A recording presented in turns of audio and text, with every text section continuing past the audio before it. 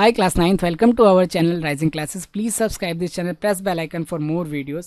आज हम डिस्कस करने वाले हैं the fundamental unit of life का topic diffusion and osmosis. Diffusion क्या होता है, ऑस्मोसिस क्या होता है, इनकी क्या टाइप्स होते हैं, इनकी क्या डेफिनेशंस होती हैं। तो चलिए स्टार्ट करते हैं इस वीडियो को।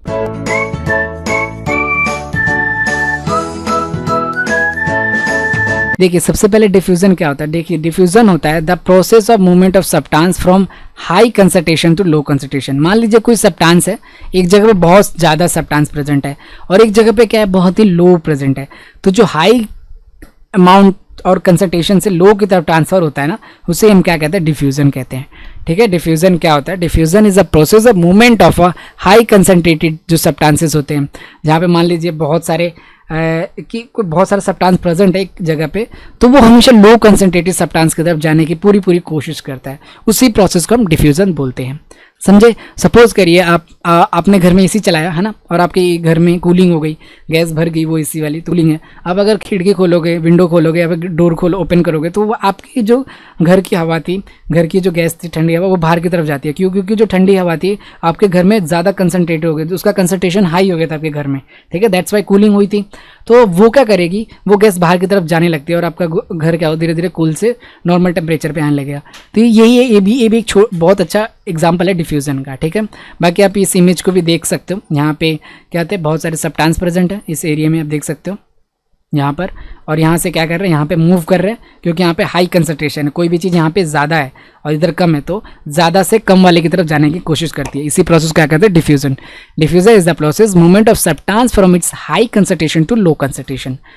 ठीक है, उसी तरह से डिफ्यूजन जो होता है दो तरह से हो सकता है, मतलब डिफ्यूजन भी होता है और एक ऑस्मोसिस भी होता है। तो भी हम डिफ्यूजन को डिस्कस कर रहे हैं। During the respiration, carbon dioxide give out waste product and accumulate a high concentration of inside. कई बार हम जो कार्बन डाइऑक्साइड को रिलीज करते हैं, क्योंकि हमारे अंदर कार्बन डाइऑक्साइड क्या होता है, बहुत ज़्यादा बढ़ जाता है, तो हम जब सांस एक्सेल करते हैं, सांस को छोड़ते हैं, तो CO2 रिलीज करते हैं।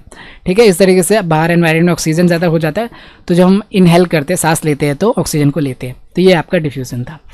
उसके बाद से ऑस्मोसिस क्या होता है। देखिए ऑस्मोसिस का डेफिनेशन बहुत सिंपल सी होती है। किसी मेम्ब्रेन से, किसी सेमी परमेबल मेम्ब्रेन से जब वाटर मूव कर जाता है, उसी को हम क्या बोलते हैं, ऑस्मोसिस बोलते हैं। हाई कंसंट्रेशन, सपोज करिए यहाँ पे जो पानी है वो बहुत ज़्यादा है, ठीक है, और यहाँ पे जो पानी क्या है, कम है। अब ये एक मेम्ब्रेन है और ये मेम्ब्रेन हमेशा क्या होती है, सेलेक्टिव, SPM बोलते हैं इसको, सेलेक्टिव परमेबल मेम्ब्रेन। ठीक है, ये देख सकते हो आप डायग्राम में।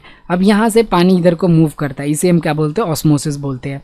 ठीक है, जब यहाँ पे पानी ज़्यादा होगा तो यहाँ से इधर की तरफ मूव करेगा through the SPM, selective permeable membrane के द्वारा।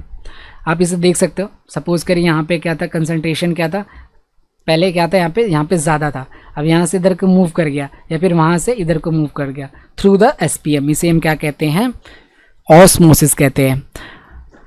ऑस्मोसिस की डेफिनेशन देख लेते हैं, परिभाषा। It is the process of movement of a water from its high concentration to its low concentration through the semi permeable membrane. यही definition आप लिखेंगे ऑस्मोसिस का। उसके बाद देखिए, अगर hypotonic solution, isotonic solution, hypotonic solution क्या है, उसके बारे में कुछ बातें यहाँ पे डिस्कस की गई। लेकिन सपोज करिए, in the medium of surrounding of the cell has a higher water concentration than in cell.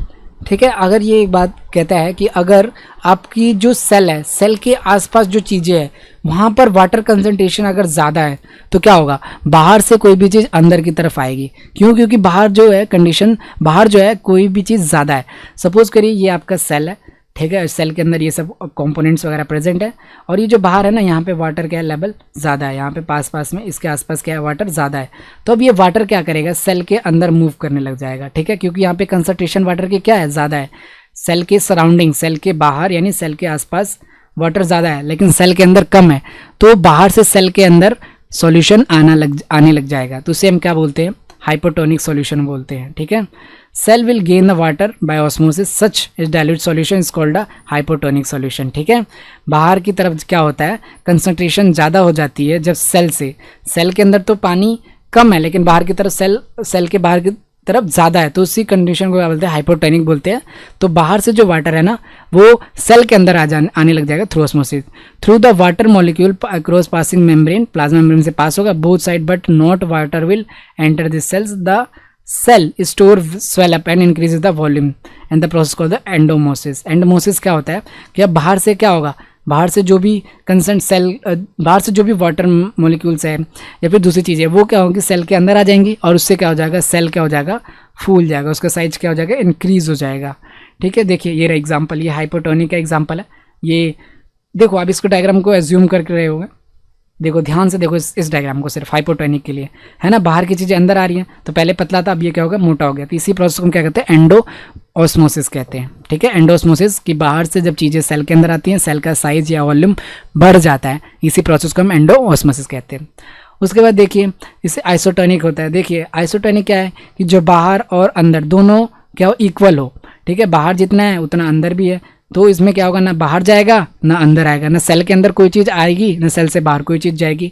तो इस कंडीशन को हम क्या बोलते हैं आइसोटोनिक सॉल्यूशन बोलते हैं। ठीक है, आइसोटोनिक सॉल्यूशन क्या होता है, if medium surrounding the cell exactly the same water concentration inside of the cell, same है बाहर भी उतना ही है अंदर भी उतना ही है, this net movement of the cell across the water is zero, कोई मूवमेंट नहीं होगा ना अंदर आएगा ना बाहर, इस कंडीशन को हम आइसोटोनिक बोलते हैं। उसका देखिए हाइपोटोनिक क्या होता है, हाइपोटोनिक सिंपल कि जो सेल होता है ना उसके अंदर ज़्यादा अमाउंट भरा है। देखिए इसके अंदर ज़्यादा अमाउंट भरा है, हम यहाँ की बात कर रहे हैं, इस वाले डायग्राम को देखो, इसके अंदर सेल के अंदर बहुत ज़्यादा वाटर भरा है, तो बहुत ज़्यादा भर गया तो अब ये बाहर की तरफ जाएगा और ये क्या हो जाएगा सिकुड़ जाएगा, क्योंकि पानी क्या होगा इसमें से निकल के बाहर एनवायरमेंट में चला गया। If the medium surrounded the cell has a lower water concentration that inside the cell will lose water through the osmosis, such concentration called a hypotonic solution। ठीक है, मीन्स कि जो आपका सराउंडिंग मीडियम है बाहर की तरफ है उसके अंदर जो कंसंट्रेशन है वाटर की वो क्या कम है, तो बाहर से कोई चीज़ अंदर नहीं आएगी, सेल के अंदर से चीज़ बाहर जाएगी, उसी कंडीशन को क्या कहते हैं हाइपोटोनिक बोलते हैं। तो ये आपके तीन कंडीशन थी, हाइपोटोनिक, आइसोटोनिक एंड हाइपोटोनिक।